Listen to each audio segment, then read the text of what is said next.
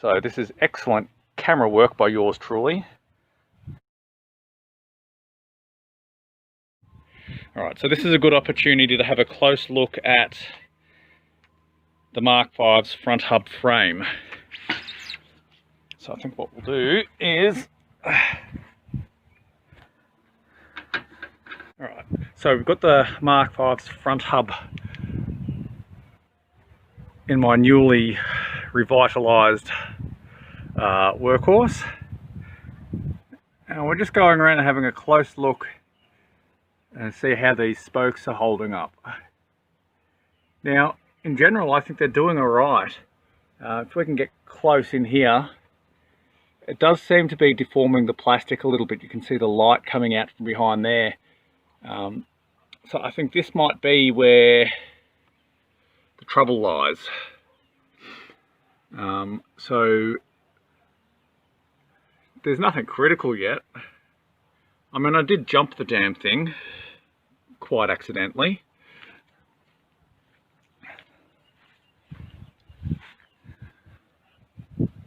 So we're looking around it on both sides.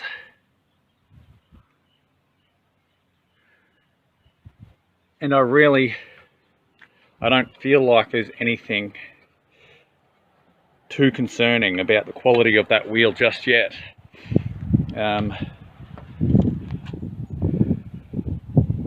Now I am considering popping this case off and having a look inside, because I've done about 200 Ks on this wheel so far, and it's a good opportunity to see what kind of grease is going in there. Now these can be difficult to remove from the videos I've watched because they are sealed in there. So I do hesitate to do that because I don't want to break it. Okay, so I've gone around and I've removed all the little bolts. Now these are, as I say, notoriously difficult to remove, but it's already come away at the top there. So I'm just gonna get my little screwdriver and just give that a bit of a wiggle around the edge. Excuse my camera work. Doing this all one-handed for your benefit, of course. There we go.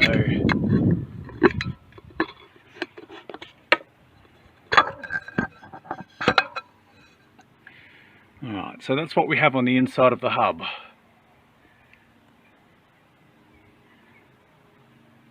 Alright, so our gearing must be on the other. Now, that does look fairly clean, as well it should. But I'm not at all happy with the weatherproofing. So what I'm going to go ahead and do is we're just going to get my silicone grease and we're just going to run a bead around the edge there and seal this side back up. Alright, so I've got a good even bead of silicone around the edge now, and we're going to go ahead and seal this side back up. So just to remember, whenever you're doing anything up, especially when you're sealing a plate like this, now it's okay to put them all in finger tight like I am, but when you're tightening them up, always do it in that star pattern to make sure that it's tightening down evenly, and more importantly, without being twisted. So this is excellent camera work by yours truly.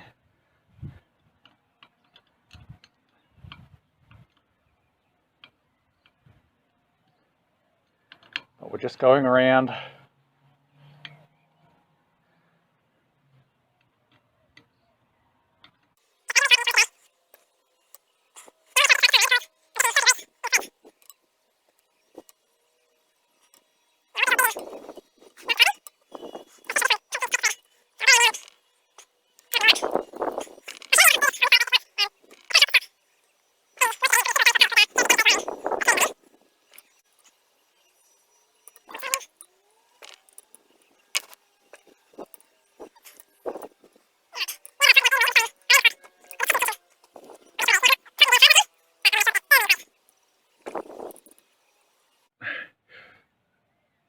so now we have a solid bead of silicone right the way around our hub, which should protect all the turnings.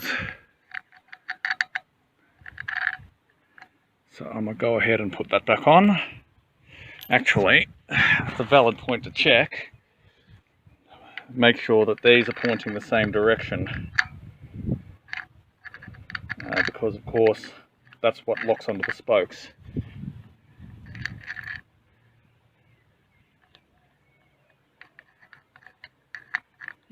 Right, now I wanted to be extra careful with that because you do want to be careful not to cross that.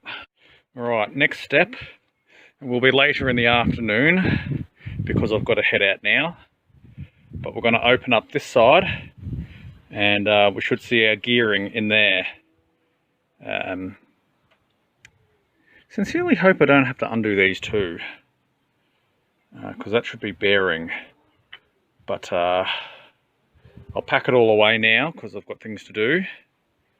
But at least I'm happy to have weatherproofed that side at least a little bit, and hopefully that'll let me get a few extra 100 Ks out of it. So now later in the afternoon, and I've had a crack at removing this plate on the opposite side that we did this morning.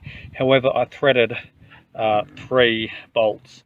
So I had to go out and buy a new set of easy outs, which are scattered around here somewhere. And then just drill them out. But I've also bought some replacement bolts, and I'm just going to test fit them now because it looks like that hole goes fairly deep. But if not, I'll just use my Dremel to trim them down to size. So obviously I haven't gotten as far as opening it up yet, but I wanted to make sure that I was able to remove everything first, and these remaining ones are all finger loosened now. Alright, so my test fitting has worked out. I'll just undo that. Sorry about my fat fingers.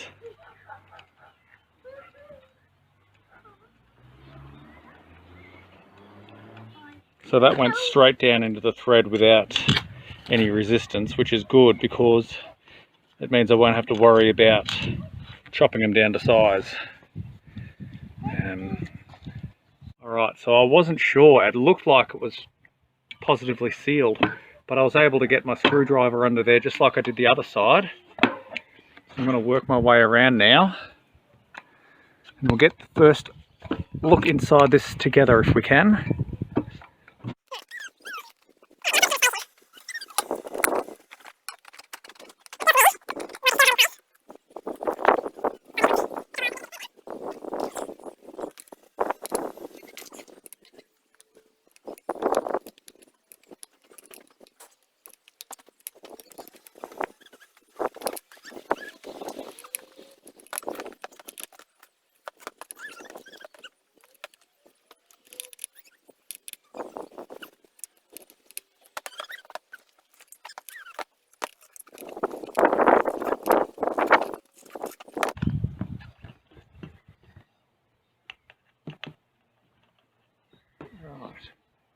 Thankfully, that just looks like a locking plate. Alright, so we'll pop that down there.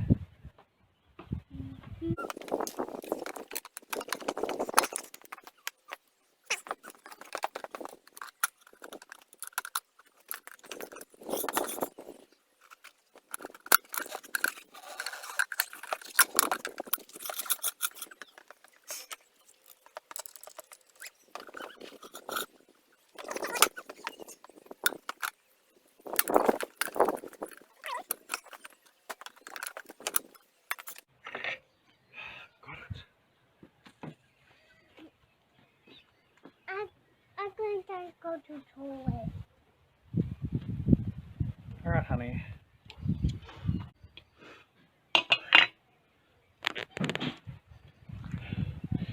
This is not at all what I was expecting to see in there. Alright, now the video I watched on how to take one of these apart did not look like this. This is basically what appears to be one giant, well, electromagnet. It's basically maglev, as far as I can tell. Now the one that I saw had like a cog and 3 planetary gears running around a central hub motor. And this appears to be low maintenance, no maintenance, seal it up and leave it alone forever, which is actually pretty good. I mean, I was imagining I would have to open this up and be smearing plastic gears with grease that were already half worn, but I dare say that is good news. So I'm going to go ahead and put a bead of silicone around here, seal it up, and we'll never ever have to open it again. We've got a bead of silicone around there, and then we're going to go ahead and replace this plate. As for that locking plate, I think that was just to hold the bearing on. In hindsight, I don't think I had to remove that at all.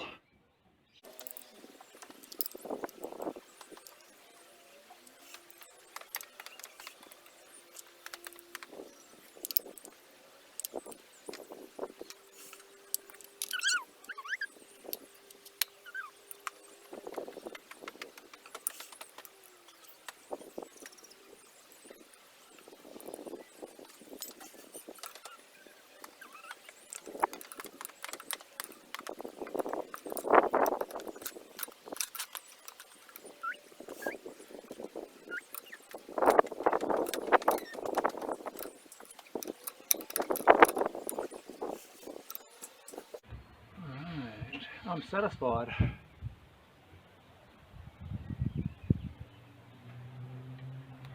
All right. Well, whoop, fancy editing. Well, that's the hub wheel taken apart, and there's a lot less hassle in there than what I was expecting. I'm just going to go around and retighten these one more time. But then all there's left for me to do really is get the frame out and sort out that battery rack, which will be as simple as removing the M5 little bolts that are in there and reaming it out to 6mm, threading it, and should be all she wrote.